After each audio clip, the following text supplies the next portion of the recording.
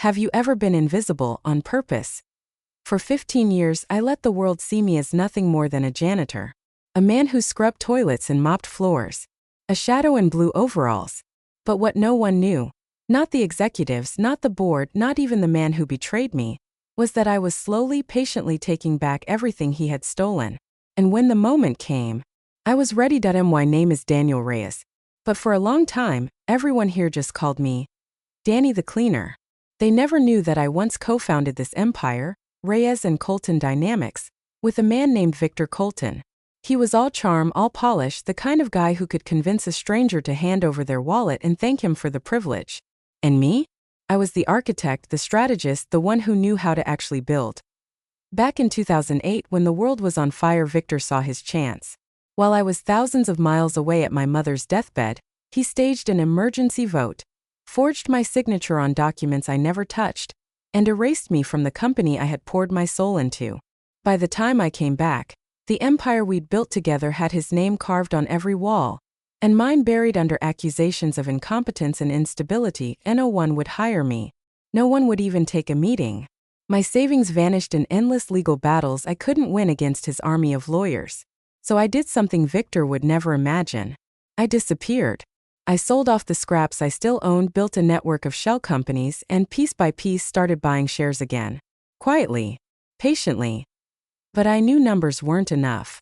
I needed to see the rot up close. To know the company's pulse better than Victor ever could. So I put on a Navy uniform, hunched my back, grew out a thick mustache, and took a job cleaning the very building that should have had my name on it. And just like that, I became invisible. For 15 years, I swept the floors where billion-dollar deals were made. I collected secrets tossed into trash bins. I memorized every crack in the corporate facade. I learned which managers were suffocating under Victor's arrogance, which workers were underpaid but loyal, and which executives would sell out their own mother for a promotion. And every morning, when Victor walked past me without a glance, I smiled.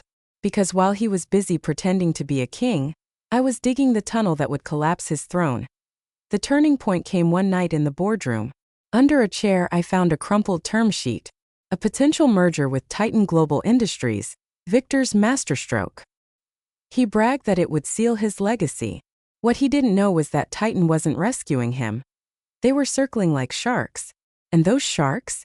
I had been quietly feeding them for years. That I already owned a stake in Titan. Hidden, of course. And I had positioned them for this very moment. When Victor thought he was writing history, he was actually walking into my trap. The day of the merger signing, I didn't clock in as a janitor. I unlocked a closet in my apartment I hadn't touched in years. Inside was a tailored gray suit. Quiet, sharp, powerful. I shaved. I stood tall. And Daniel Reyes, the man Victor had buried, stepped back into the light at 9:55 a.m. I was already seated at the head of the conference table when Victor swaggered in. He stopped, blinking like he'd seen a ghost. "Do I know you?" he asked. I smiled. "You used to." When I laid the documents on the table, the room went silent. My shell companies, Horizon Trust, Black River Capital, Meridian Holdings, had merged into one undeniable truth. 60%. I owned the majority. The merger couldn't go through without me. Victor's face crumbled. Years of polish melted into panic. He shouted, he lunged, he begged. Security dragged him back as I told the board the truth. The forged papers, the betrayal, the empire stolen in the dark. I showed them the evidence I'd gathered like a patient hunter. By the end of the day, the board had voted him out. That night, I walked back into the janitor's closet one last time. My old friend Jose looked at me wide-eyed. "You're really the new CEO?" he whispered. "I am," I said. "And the first thing I'm doing is raising wages for all of you. This company was built on your sweat. It's time someone remembered that." When I left Victor's former office, my office now, I passed him in the hall. A cardboard box in his hand, security at his side. He sneered. 15 years scrubbing floors just for revenge? I shook my head. No, Victor.